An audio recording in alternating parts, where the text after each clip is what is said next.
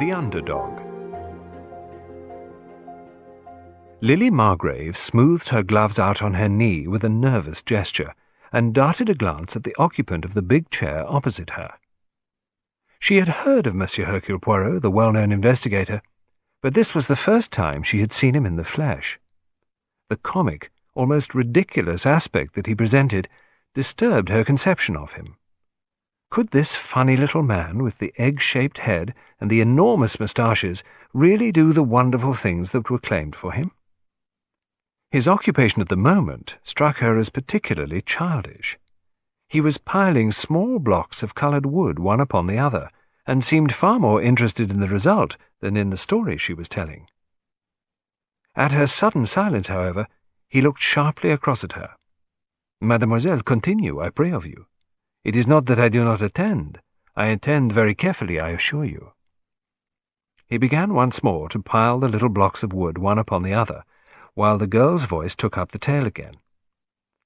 It was a gruesome tale, a tale of violence and tragedy, but the voice was so calm and unemotional, the recital was so concise, that something of the savour of humanity seemed to have been left out of it. She stopped at last. "I hope," she said anxiously, "that I have made everything clear." Poirot nodded his head several times in emphatic assent. Then he swept his hand across the wooden blocks, scattering them over the table, and leaned back in his chair, his fingertips pressed together and his eyes on the ceiling. He began to recapitulate. Sir Reuben Astwell was murdered 10 days ago, on Wednesday, the day before yesterday. His nephew, Charles Levison, was arrested by the police. The facts against him, as far as you know, are— you will correct me if I am wrong, mademoiselle. Sir Reuben was sitting up late writing in his own special sanctum, the tower room. Mr. Levison came in late, letting himself in with a latchkey. He was overheard quarrelling with his uncle by the butler, whose room is directly below the tower room. The quarrel ended with a sudden thud, as of a chair being thrown over, and a half-smothered cry. The butler was alarmed, and thought of getting up to see what was the matter, but as a few seconds later he heard Mr. Levison leave the room gaily whistling a tune, he thought nothing more of it. On the following morning, however, a housemaid discovered Sir Reuben dead by his desk. He had been struck down by some heavy instrument. The butler, I gather, did not at once tell his story to the police.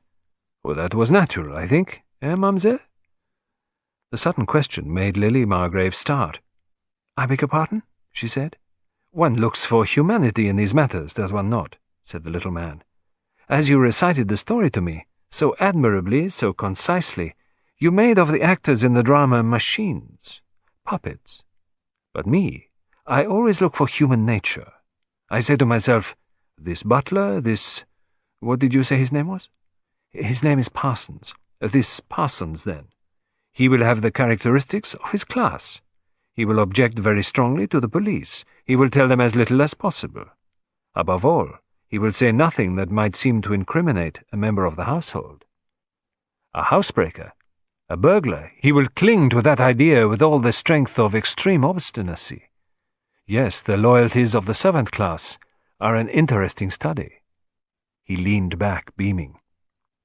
"In the meantime," he went on, "everyone in the household has told his or her tale, Mr. Levison among the rest, and his tale was that he had come in late and gone up to bed without seeing his uncle. Well, that is what he said. And no one saw reason to doubt that tale," mused Poirot, "except, of course, Parsons. Then there comes down an inspector from Scotland Yard. Inspector Miller, you said, did you not?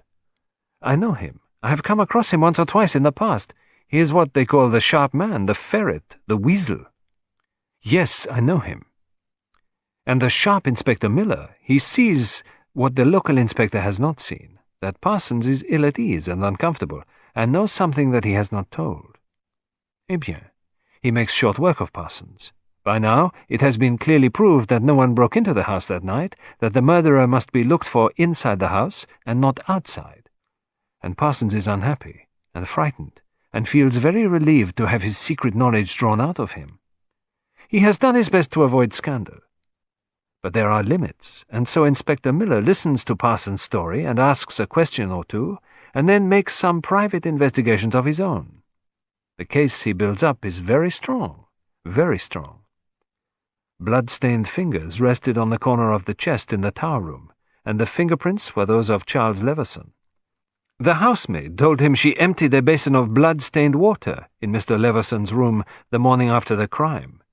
He explained to her that he had cut his finger, and he had a little cut there, oh yes, but such a very little cut. The cuff of his evening shirt had been washed, but they found bloodstains in the sleeve of his coat. He was hard-pressed for money, and he inherited money at Sir Reuben's death. Oh yes, a very strong case, mademoiselle. He paused. And yet you come to me today. Lily Margrave shrugged her slender shoulders. As I told you, Monsieur Poirot, Lady Astwell sent me. You would not have come of your own accord, eh? The little man glanced at her shrewdly. The girl did not answer. You do not reply to my question. Lily Margrave began smoothing her gloves again. It's rather difficult for me, Mr. Poirot. I have my loyalty to Lady Astwell to consider. Strictly speaking, I am only her paid companion, but she has treated me more as though I were a daughter or a niece. She has been extraordinarily kind, and whatever her faults, I should not like to appear to criticize her actions, or, well, to prejudice you against taking up the case. Impossible to prejudice Hercule Poirot. Cela ne se fait pas, declared the little man cheerily. I perceive that you think Lady Astwell has in her bonnet the buzzing bee. Come now, is it not so? If I must say, speak, mademoiselle. I think the whole thing is simply silly. It strikes you like that, huh? I don't want to say anything against Lady Astwell. I comprehend, murmured Poirot gently. I comprehend perfectly. His eyes invited her to go on. She really is a very good sort, and frightfully kind, but she isn't, well, how can I put it? She isn't an educated woman. You know, she was an actress when Sir Reuben married her, and she has all sorts of prejudices and superstitions. If she says a thing, it must be so, and she simply won't listen to reason. The inspector was not very tactful with her, and it put her back up. She says it is nonsense to suspect Mr. Leveson, and just the sort of stupid, pig-headed mistake the police would make, and that, of course, dear Charles did not do it. But she has no reason, eh? None whatever. Ah, is that so? Really now?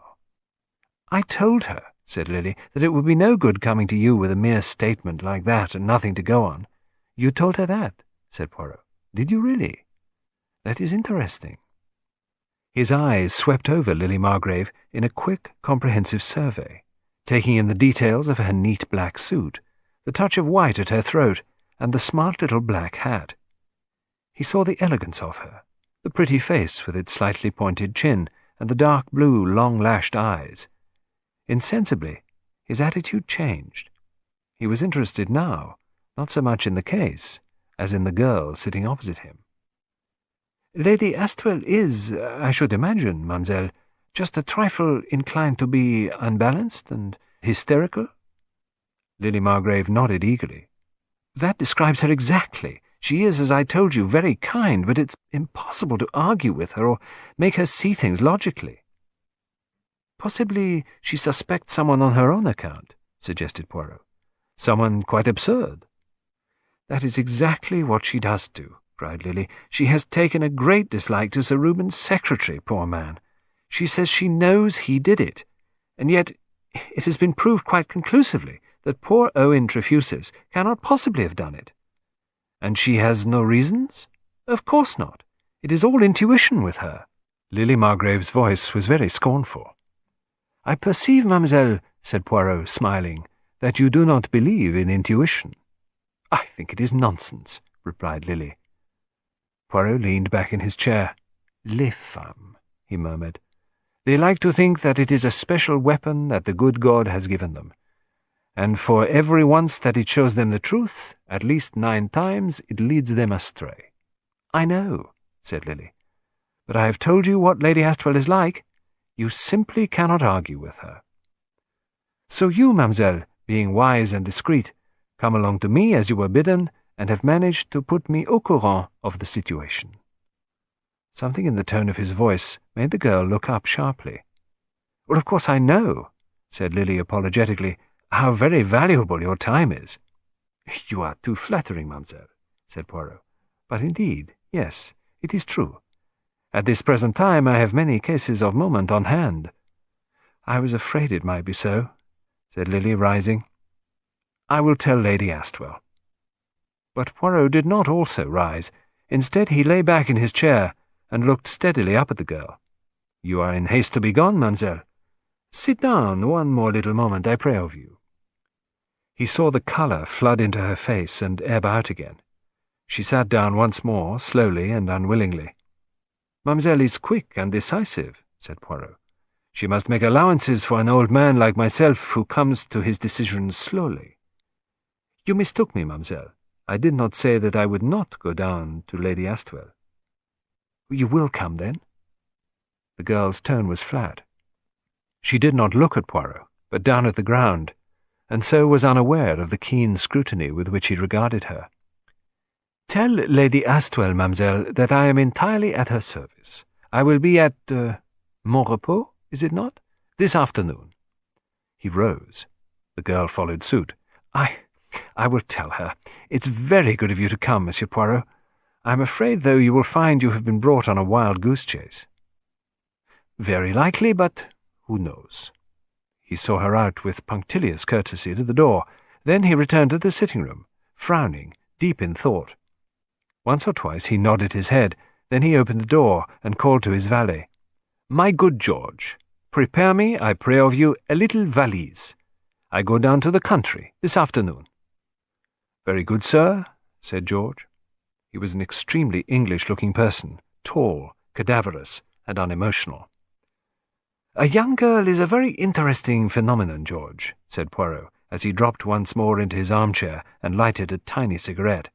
"Especially, you understand, when she has brains. To ask someone to do a thing and at the same time to put them against doing it, that is a delicate operation. It requires finesse. She was very adroit. Oh, very adroit. But Hercule Poirot, my dear George, is of a cleverness quite exceptional." "I have heard you say so, sir." "It is not the secretary she has in mind," mused Poirot. "Lady Astwell's accusation of him she treats with contempt. Just the same, she is anxious that no one should disturb the sleeping dogs. I, my good George, I go to disturb them. I go to make the dog fight. There is a drama there, at Moro, a human drama, and it excites me. She was adroit, the little one, but not adroit enough. I wonder what I shall find there." Into the dramatic pause which succeeded these words, George's voice broke apologetically. "Shall I pack dress clothes, sir?" Poirot looked at him sadly. "Always the concentration, the attention to your own job. You are very good for me, George." When the 4:55 drew up at Abbott's Cross Station, there descended from it Monsieur Hercule Poirot. Very neatly and foppishly attired, his moustaches waxed to a stiff point. He gave up his ticket, passed through the barrier, and was accosted by a tall chauffeur. "Monsieur Poirot?" The little man beamed upon him. "That is my name." "This way, sir, if you please." He held open the door of the big Rolls-Royce. The house was a bare 3 minutes from the station. The chauffeur descended once more and opened the door of the car, and Poirot stepped out. The butler was already holding the front door open. Poirot gave the outside of the house a swift appraising glance before passing through the open door. It was a big, solidly built red brick mansion, with no pretensions to beauty, but with an air of solid comfort. Poirot stepped into the hall. The butler relieved him deftly of his hat and overcoat, then murmured with that deferential undertone only to be achieved by the best servants, "Her ladyship is expecting you, sir." Poirot followed the butler up the soft-carpeted stairs. This, without doubt, was Parsons, a very well-trained servant, with a manner suitably devoid of emotion. At the top of the staircase he turned to the right along a corridor. He passed through a door into a little anteroom, from which 2 more doors led. He threw open the left-hand one of these and announced, "Monsieur Poirot, my lady." The room was not a very large one, and it was crowded with furniture and knick-knacks. A woman dressed in black got up from the sofa and came quickly towards Poirot. "Monsieur Poirot," she said with an outstretched hand. Her eye ran rapidly over the dandified figure. She paused a minute, ignoring the little man's bow over her hand and his murmured "Madame," and then, releasing his hand after a sudden vigorous pressure, she exclaimed, "I believe in small men. They are the clever ones." "Inspector Miller," murmured Poirot, "is, I think, a tall man." "He's a bumptious idiot," said Lady Astwell. "Sit down here by me, will you, Monsieur Poirot?" She indicated the sofa and went on, "Lily did her best to put me off sending for you, but I have not come to my time of life without knowing my own mind." "A rare accomplishment," said Poirot, as he followed her to the settee. Lady Astwell settled herself comfortably among the cushions and turned so as to face him. "Lily is a dear girl," said Lady Astwell, "but she thinks she knows everything. And as often as not, in my experience, those sort of people are wrong. I am not clever, Monsieur Poirot. I never have been, but I am right where many a more stupid person is wrong. I believe in guidance. Now, do you want me to tell you who is the murderer, or do you not? A woman knows, Monsieur Poirot." "Does Miss Margrave know?" "What did she tell you?" asked Lady Astwell sharply. "She gave me the facts of the case." "The facts? Oh, well, of course they are dead against Charles. But I tell you, Monsieur Poirot, he didn't do it. I know he didn't do it." She bent upon him an earnestness that was almost disconcerting. "You are very positive, Lady Astwell." "Trefusis killed my husband, Monsieur Poirot. I am sure of it." "Why?" "Why should he kill him, do you mean? Or why am I sure?" "I tell you I know it. I am funny about those things. I make up my mind at once, and I stick to it." "Did Mr. Trefusis benefit in any way by Sir Reuben's death?" "Never left him a penny," returned Lady Astwell promptly. "Now that shows you dear Reuben couldn't have liked or trusted him." "Had he been with Sir Reuben long, then?" "Close on 9 years." "That is a long time," said Poirot softly. "A very long time to remain in the employment of one man." "Yes. Mr. Trefusis, he must have known his employer well." Lady Astwell stared at him. "What are you driving at? I don't see what that has to do with it." "I was following out a little idea of my own," said Poirot. "A little idea not interesting, perhaps, but original, on the effects of service." Lady Astwell still stared. "You are very clever, aren't you?" she said in rather a doubtful tone. "Everybody says so." Hercule Poirot laughed. "Perhaps you shall pay me that compliment too, madame, one of these days. But let us return to the motive. Tell me now of your household, of the people who were here in the house on the day of the tragedy." "Well, there was Charles, of course." "He was your husband's nephew, I understand, not yours." "Yes. Charles was the only son of Reuben's sister. She married a comparatively rich man, but one of those crashes came, they do in the city, and he died, and his wife too, and Charles came to live with us. He was 23 at the time, and going to be a barrister. But when the trouble came, Reuben took him into his office." "He was industrious, Monsieur Charles?" "I like a man who's quick on the uptake," said Lady Astwell with a nod of approval. "No, that's just the trouble. Charles was not industrious.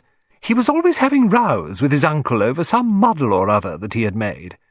Not that poor Reuben was an easy man to get on with. Many's the time I've told him he had forgotten what it was to be young himself. He was very different in those days, Mr. Poirot." Lady Astwell heaved a sigh of reminiscence. "Changes must come, madame," said Poirot. "It is the law." "Still," said Lady Astwell, "he was never really rude to me. At least, if he was, he was always sorry afterwards. Poor dear Reuben." "He was difficult, eh?" said Poirot. "I could always manage him," said Lady Astwell with the air of a successful lion-tamer. "But it was rather awkward sometimes when he would lose his temper with the servants. There are ways of doing that, and Reuben's was not the right way." "How exactly did Sir Reuben leave his money, Lady Astwell?" "Half to me and half to Charles," replied Lady Astwell promptly. "The lawyers don't put it simply like that, but that's what it amounts to." Poirot nodded his head. I see, he murmured. Now, Lady Astwell, I will demand of you that you will describe to me the household. There was yourself and Sir Reuben's nephew, Mr. Charles Leveson, and the secretary, Mr. Owen Trefusis, and there was Miss Lily Margrave. Perhaps you will tell me something of that young lady. Oh, you want to know about Lily? Yes. She had been with you long? About a year. I've had a lot of secretary companions, you know, but somehow or other they all got on my nerves. Lily was different. She was tactful, full of common sense, and besides she looked so nice. I do like to have a pretty face about me, Monsieur Poirot. I'm a funny kind of person. I take likes and dislikes straight away. As soon as I saw that girl, I said to myself, she'll do. Did she come to you through friends, Lady Astwell? I think she answered an advertisement. Yes, that was it. You know something of her people, of where she comes from? Her father and mother are out in India, I believe. I don't really know much about them. But you can see at a glance that Lily is a lady, can't you, Monsieur Poirot? Oh, perfectly. Of course, went on Lady Astwell, I am not a lady myself. I know it, and the servants know it, but there is nothing mean-spirited about me. I can appreciate the real thing when I see it, and no one could be nicer than Lily has been to me. I look upon that girl almost as a daughter, Monsieur Poirot. Indeed I do. Poirot's right hand strayed out and straightened one or two of the objects lying on a table near him. Did Sir Reuben share this feeling? He asked. His eyes were on the knick-knacks, but doubtless he noted the pause before Lady Astwell's answer came. With a man it's different. Of course they got on very well. Thank you, madame, said Poirot. He was smiling to himself. And these were the only people in the house that night? He asked. Except, of course, the servants. Oh, there was Victor. Victor? Yes. My husband's brother, you know, and his partner. He lived with you? No, he had just arrived on a visit. He's been out in West Africa for the past few years. West Africa? Murmured Poirot. He had learned that Lady Astwell could be trusted to develop a subject herself if sufficient time was given her. They say it's a wonderful country, but I think it's the kind of place that has a very bad effect upon a man. They drink too much, and they get uncontrolled. None of the Astwells has a good temper, and Victor's, since he came back from Africa, has been simply too shocking. He has frightened me once or twice. Did he frighten Miss Margrave, I wonder?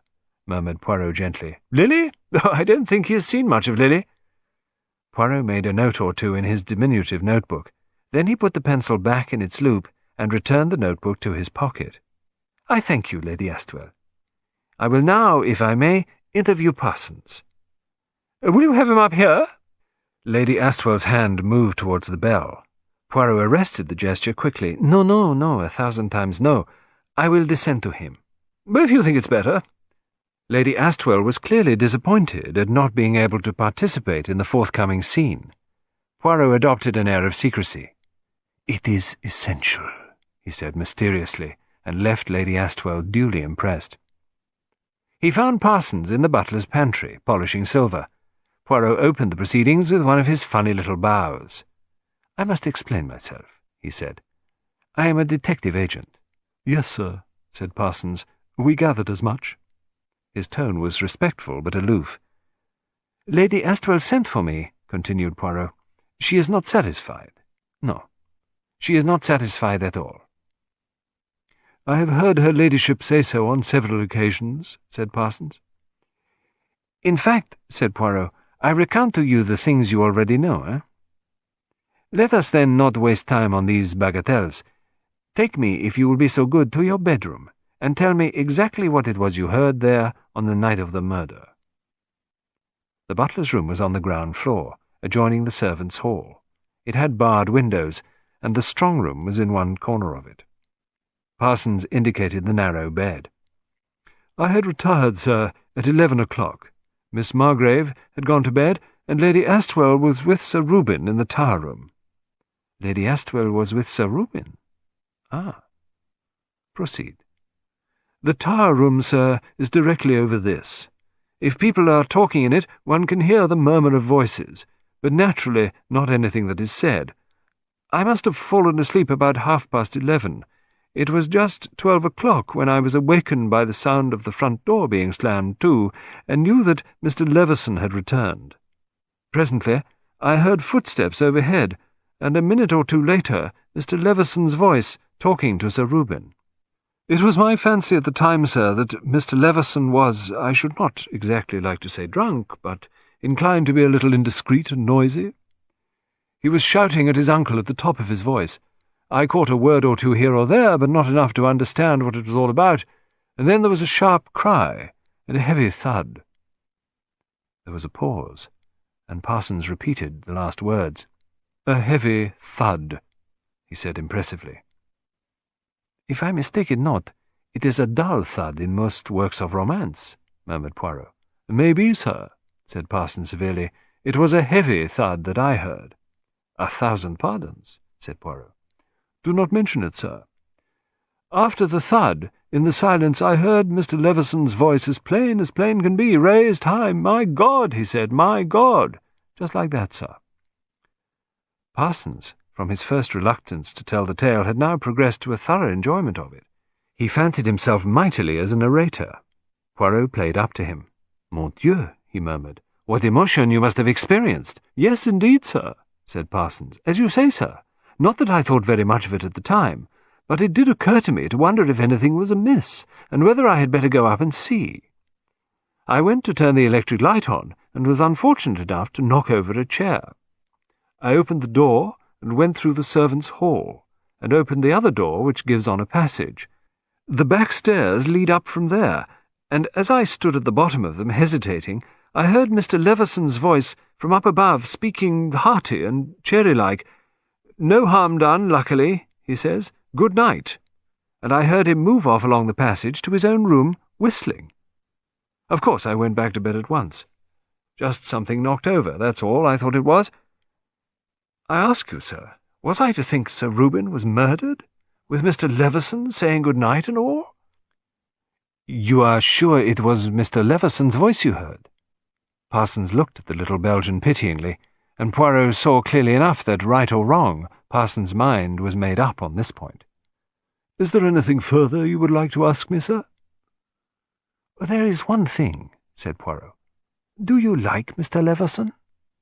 I beg your pardon, sir?" "It is a simple question. Do you like Mr. Leveson?" Parsons, from being startled at first, now seemed embarrassed. "The general opinion in the servants' hall, sir," he said, and paused. "By all means," said Poirot. "Put it that way if it pleases you." "The opinion is, sir, that Mr. Leveson is an open-handed young gentleman, but not, if I may say so, particularly intelligent, sir." "Ah," said Poirot. "Do you know, Parsons, that without having seen him, that is also precisely my opinion of Mr. Leveson?" "Indeed, sir." "What is your opinion, I beg your pardon, the opinion of the servants' hall, of the secretary?" "He is a very quiet, patient gentleman, sir, anxious to give no trouble." "Vraiment?" said Poirot. The butler coughed. "Her ladyship, sir," he murmured, "is apt to be a little hasty in her judgments." "Then, in the opinion of the servants' hall, Mr. Leveson committed the crime?" "We none of us wish to think it was Mr. Leveson," said Parsons. Well, plainly, we didn't think he had it in him, sir." "But he has a somewhat violent temper, has he not?" asked Poirot. Parsons came nearer to him. "If you're asking me who had the most violent temper in this house—" Poirot held up a hand. "But that is not the question I should ask," he said softly. "My question would be, who has the best temper?" Parsons stared at him open-mouthed. Poirot wasted no further time on him. With an amiable little bow, he was always amiable, he left the room and wandered out into the big square hall of Moro. There he stood a minute or two in thought. Then, at a slight sound that came to him, cocked his head to one side in the manner of a perky robin, and finally, with noiseless steps, crossed to one of the doors that led out of the hall. He stood in the doorway, looking into the room, a small room furnished as a library. At a big desk at the farther end of it sat a thin, pale young man busily writing. He had a receding chin and wore pince-nez. Poirot watched him for some minutes, and then he broke the silence by giving a completely artificial and theatrical cough. Coughed Monsieur Hercule Poirot. The young man at the desk stopped writing and turned his head. He did not appear unduly startled, but an expression of perplexity gathered on his face as he eyed Poirot. The latter came forward with a little bow. "I have the honour of speaking to Monsieur Trefusis, yes? Ah, my name is Poirot, Hercule Poirot. You may perhaps have heard of me?" "Oh, yes, certainly," said the young man. Poirot eyed him attentively. Owen Trefusis was about 33 years of age, and the detective saw at once why nobody was inclined to treat Lady Astwell's accusation seriously. Mr. Owen Trefusis was a prim, proper young man, disarmingly meek, the type of man who can be, and is, systematically bullied. One could feel quite sure that he would never display resentment. "Oh, Lady Astwell sent for you, of course," said the secretary. "She mentioned that she was going to do so. Is there any way in which I can help you?" His manner was polite, without being effusive. Poirot accepted a chair and murmured gently, "Has Lady Astwell said anything to you of her beliefs and suspicions?" Owen Trefusis smiled a little. "As far as that goes," he said, "I believe she suspects me. It is absurd, but there it is. She has hardly spoken a civil word to me since Sir Reuben's death, and she shrinks against the wall as I pass by." His manner was perfectly natural, and there was more amusement than resentment in his voice. Poirot nodded with an air of engaging frankness. "Between ourselves," he explained, "she said the same thing to me. I did not argue with her. Me, I have made it a rule never to argue with very positive ladies. You comprehend, it is a waste of time." "Oh, quite." "I say, yes, madame. Oh, perfectly, madame. Précisément, madame. They mean nothing, those words, but they soothe all the same. I make my investigations, for though it seems almost impossible that anyone except Monsieur Leveson could have committed the crime, yet, well, the impossible has happened before now." "I understand your position perfectly," said the secretary. "Please regard me as entirely at your service." "Bon," said Poirot. "We understand one another. Now, recount to me the events of that evening. Better start with dinner." "Leveson was not at dinner, as you doubtless know," said the secretary. "He had a serious disagreement with his uncle, and went off to dine at the golf club. Sir Reuben was in a very bad temper in consequence." "Not too amiable, ce monsieur, hein?" hinted Poirot delicately. Trefusis laughed. "Oh, he was a Tartar. I haven't worked with him for 9 years without knowing most of his little ways. He was an extraordinarily difficult man, Monsieur Poirot. He would get into childish fits of rage and abuse anybody who came near him. I was used to it by that time. I got into the habit of paying absolutely no attention to anything he said. He was not bad-hearted, really, but he could be most foolish and exasperating in his manner. The great thing was never to answer him back." "Were other people as wise as you were in that respect?" Trefusis shrugged his shoulders. "Lady Astwell enjoyed a good row," he said. "She was not in the least afraid of Sir Reuben, and she always stood up to him and gave him as good as she got. They always made it up afterwards, and Sir Reuben was really devoted to her." "Did they quarrel that night?" The secretary looked at him sideways, hesitated a minute, then he said, "Well, I believe so. What made you ask?" "An idea, that is all." "Well, I don't know, of course," explained the secretary, "but things looked as though they were working up that way." Poirot did not pursue the topic. "Who else was at dinner?" "Miss Margrave, Mr. Victor Astwell, and myself." "And afterwards?" "We went into the drawing-room. Sir Reuben did not accompany us. About 10 minutes later, he came in and hauled me over the coals for some trifling matter about a letter. I went up with him to the tower room and set the thing straight. Then Mr. Victor Astwell came in and said he had something he wished to talk to his brother about, so I went downstairs and joined the two ladies. About a quarter of an hour later, I heard Sir Reuben's bell ringing violently, and Parsons came to say I was to go up to Sir Reuben at once.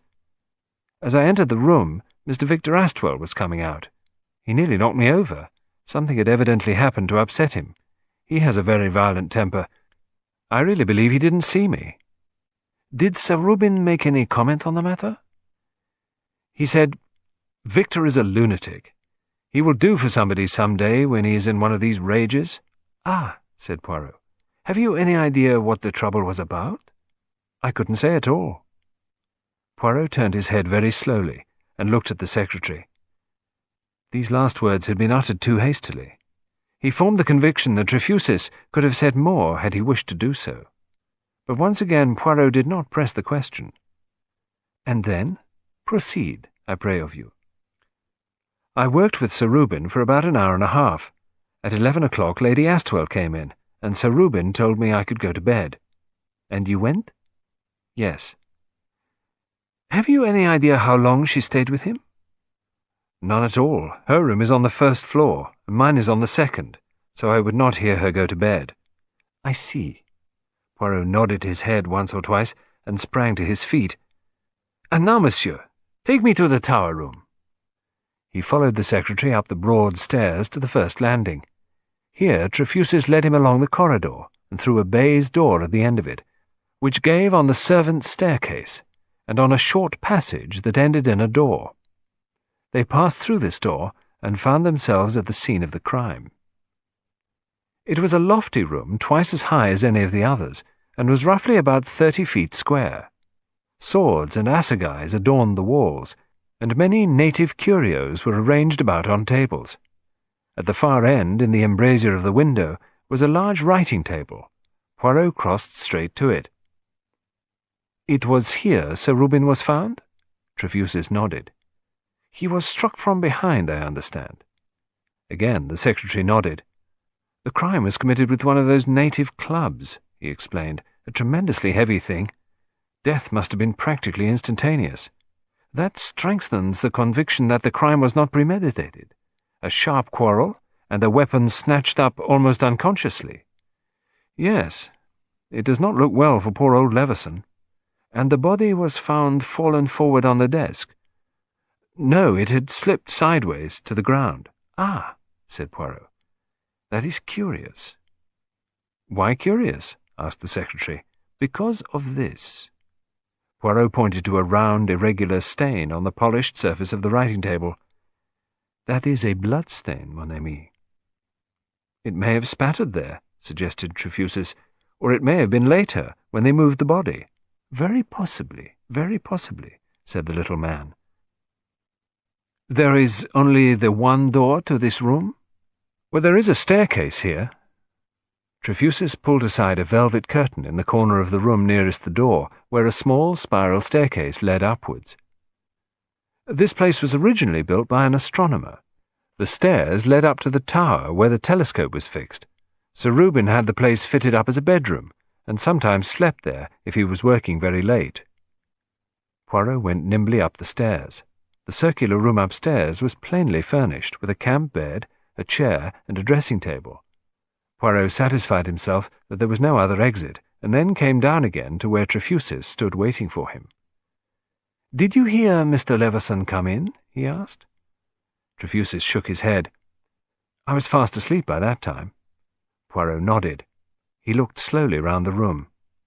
"Eh bien," he said at last, "I do not think there is anything further here, unless, perhaps, you would be so kind as to draw the curtains." Obediently, Trefusis pulled the heavy black curtains across the window at the far end of the room. Poirot switched on the light, which was masked by a big alabaster bowl hanging from the ceiling. "There was a desk light?" he asked. For reply, the secretary clicked on a powerful green-shaded hand lamp, which stood on the writing table. Poirot switched the other light off, then on, then off again. "C'est bien. I have finished here." "Dinner is at 7:30, murmured the secretary. "I thank you, Monsieur Trefusis, for your many amiabilities." "Not at all." Poirot went thoughtfully along the corridor to the room appointed for him. The inscrutable George was there laying out his master's things. "My good George," he said presently, "I shall, I hope, meet at dinner a certain gentleman who begins to intrigue me greatly. A man who has come home from the tropics, George, with a tropical temper, so it is said. A man whom Parsons tries to tell me about, and whom Lily Margrave does not mention. The late Sir Reuben had a temper of his own, George. Supposing such a man were to come into contact with a man whose temper was worse than his own. How do you say it? The fur would jump about, huh? Would fly is the correct expression, sir, and it is not always the case, sir. Not by a long way. No? No, sir. There was my Aunt Jemima, sir. A most shrewdish tongue she had, bullied a poor sister of hers who lived with her something shocking, she did. Nearly worried the life out of her. But if anyone came along who stood up to her, well, it was a very different thing. It was meekness she couldn't bear. Ha, said Poirot. It is suggestive, that. George coughed apologetically. Is there anything I can do in any way, sir? He inquired delicately. To, assist you, sir? Oh, certainly, said Poirot promptly. You can find out for me what colour evening dress Miss Lily Margrave wore that night, and which housemaid attends her. George received these commands with his usual stolidity. Very good, sir. I will have the information for you in the morning. Poirot rose from his seat and stood gazing into the fire. You are very useful to me, George, he murmured. Do you know, I shall not forget your Aunt Jemima.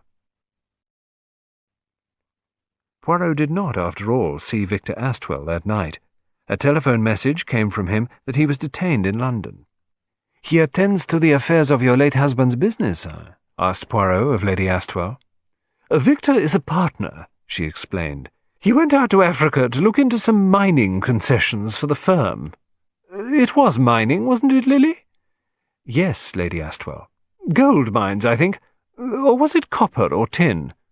You ought to know, Lily. You were always asking Reuben questions about it all. Oh, do be careful, dear. You'll have that vase over. It's dreadfully hot in here with the fire, said the girl. Shall I open the window a little? If you like, dear, said Lady Astwell placidly. Poirot watched while the girl went across to the window and opened it. She stood there a minute or two, breathing in the cool night air.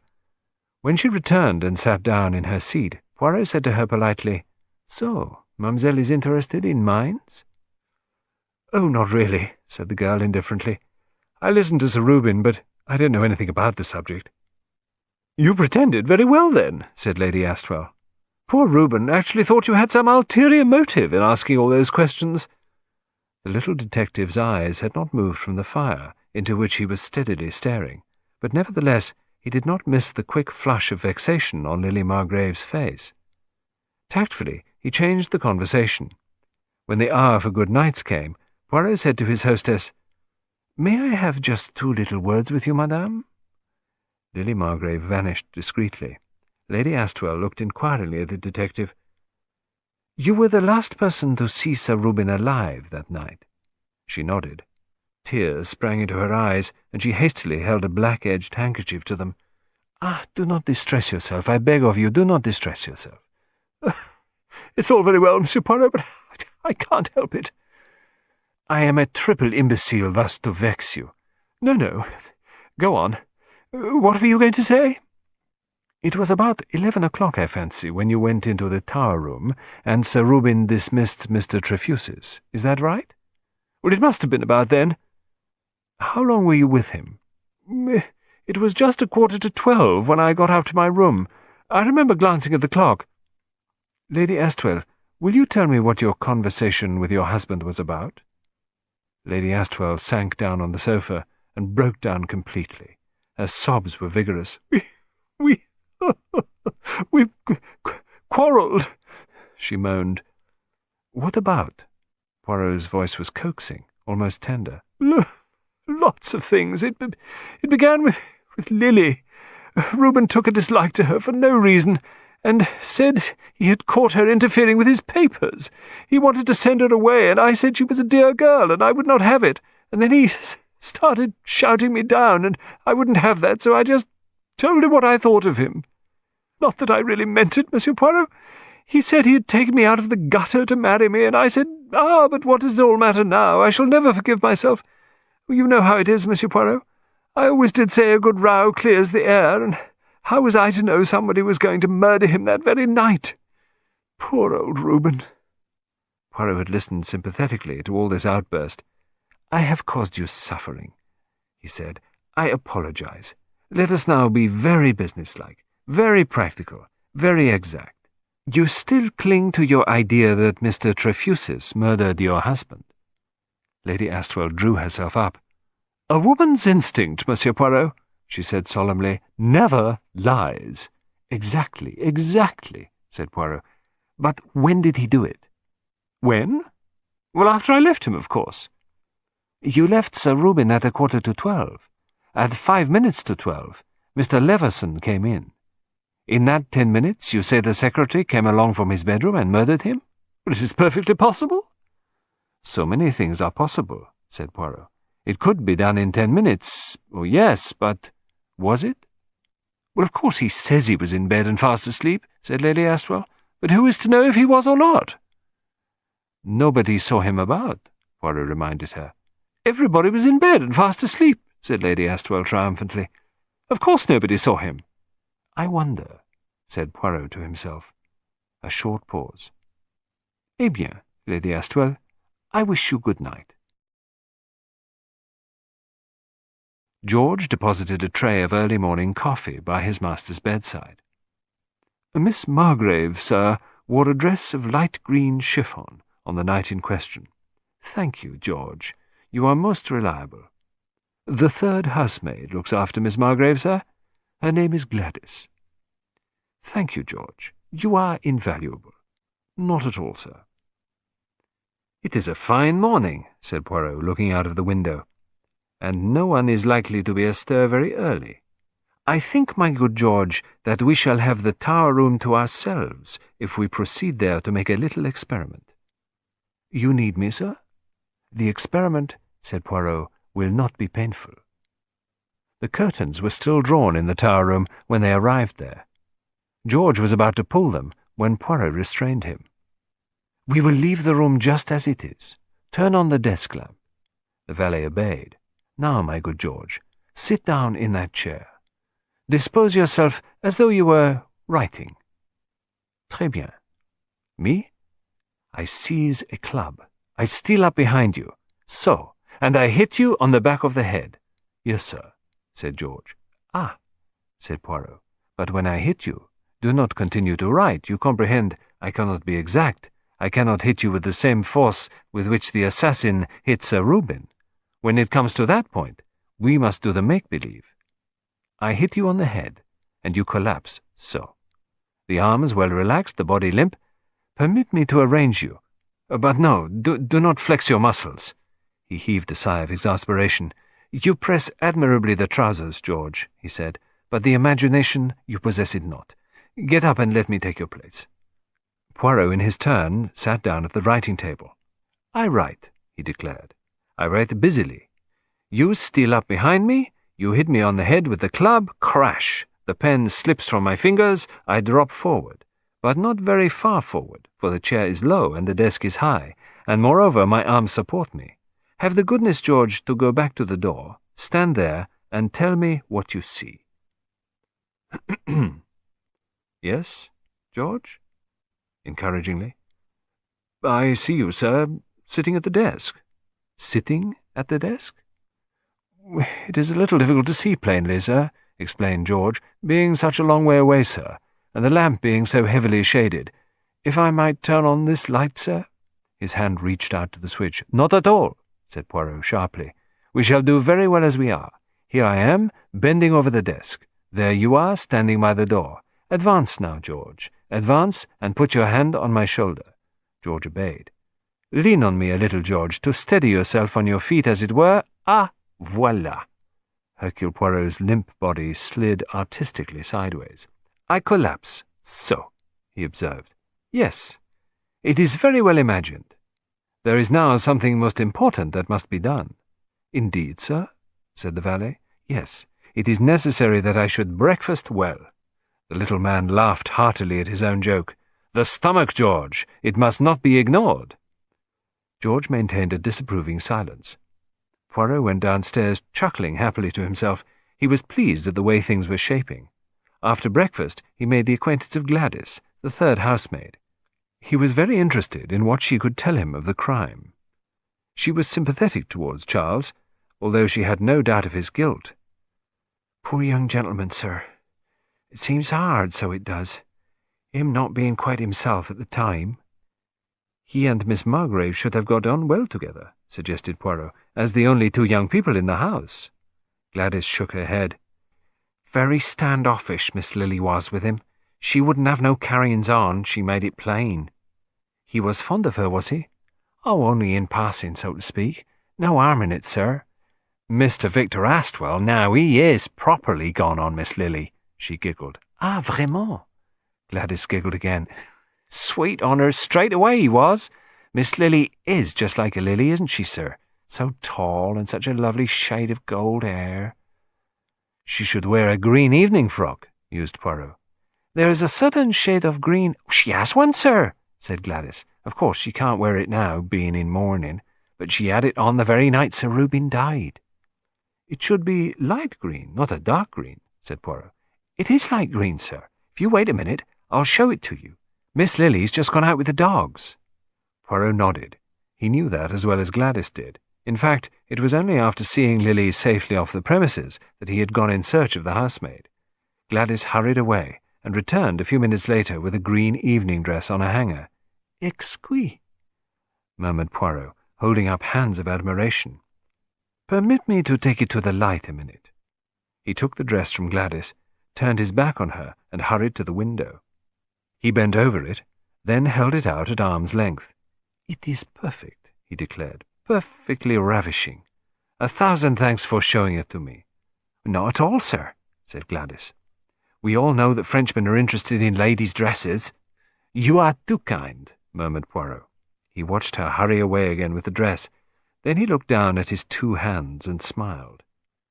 In the right hand was a tiny pair of nail scissors. In the left was a neatly clipped fragment of green chiffon. "And now," he murmured, "to be heroic." He returned to his own apartment and summoned George. "On the dressing-table, my good George, you will perceive a gold scarf-pin." "Yes, sir." "On the washstand is a solution of carbolic. Immerse, I pray you, the point of the pin in the carbolic." George did as he was bid. He had long ago ceased to wonder at the vagaries of his master. "I have done that, sir." "Très bien. Now, approach. I tender to you my first finger. Insert the point of the pin in it." "Excuse me, sir. You want me to prick you, sir?" "But yes, you have guessed correctly. You must draw blood, you understand, but not too much." George took hold of his master's finger. Poirot shut his eyes and leaned back. The valet stabbed at the finger with the scarf-pin, and Poirot uttered a shrill yell. "Je vous remercie, George," he said. "What you have done is ample." Taking a small piece of green chiffon from his pocket, he dabbed his finger with it gingerly. "The operation has succeeded to a miracle," he remarked, gazing at the result. "You have no curiosity, George? Now, that is admirable." The valet had just taken a discreet look out of the window. "Excuse me, sir," he murmured. "A gentleman has driven up in a large car." "Ah, said Poirot. He rose briskly to his feet. "The elusive Monsieur Victor Astwell. I go down to make his acquaintance." Poirot was destined to hear Mr. Victor Astwell some time before he saw him. A loud voice rang out from the hall. "Mind what you're doing, you damned idiot! That case has got glass in it! Curse you, Parsons! Get out of the way! Put it down, you fool!" Poirot skipped nimbly down the stairs. Victor Astwell was a big man. Poirot bowed to him politely. "Who the devil are you?" roared the big man. Poirot bowed again. "My name is Hercule Poirot." "Lord!" said Victor Astwell. "So Nancy sent for you after all, did she?" He put a hand on Poirot's shoulder and steered him into the library. "So you're the fellow they make such a fuss about," he remarked, looking him up and down. "Sorry for my language just now. That chauffeur of mine's a damned ass, and Parsons always gets on my nerves, blithering old idiot. I don't suffer fools gladly, you know," he said half apologetically. "But by all accounts you're not a fool, eh, Monsieur Poirot?" He laughed breezily. "Those who have thought so have been sadly mistaken," said Poirot placidly. "Is that so? "Well, so Nancy's carted you down here. Got a bee in her bonnet about the secretary. There's nothing in that. Trefusis is as mild as milk. Drinks milk, too, I believe. The fellow's a teetotaler. Rather a waste of your time, isn't it?" "If one has an opportunity to observe human nature, time is never wasted," said Poirot quietly. "Human nature, eh?" Victor Astwell stared at him. Then he flung himself down in a chair. "Anything I can do for you?" "Yes, you can tell me what your quarrel with your brother was about that evening." Victor Astwell shook his head. "Nothing to do with the case," he said decisively. "One can never be sure," said Poirot. "It had nothing to do with Charles Leveson." "Lady Astwell thinks that Charles had nothing to do with the murder." "Oh, Nancy!" "Parsons assumes that it was Monsieur Charles Leveson who came in that night. But he didn't see him. Remember, nobody saw him." "It's very simple. Reuben had been pitching into young Charles. Now, not without good reason, I must say. Later on, he tried to bully me. I told him a few home truths, and just to annoy him, I made up my mind to back the boy. I meant to see him that night so as to tell him how the land lay. When I went out to my room, I didn't go to bed. Instead, I left the door ajar, and sat on a chair smoking. My room is on the second floor, Monsieur Poirot, and Charles's room is next to it." "Pardon my interrupting you. Mr. Trefusis, he too sleeps on that floor." Astwell nodded.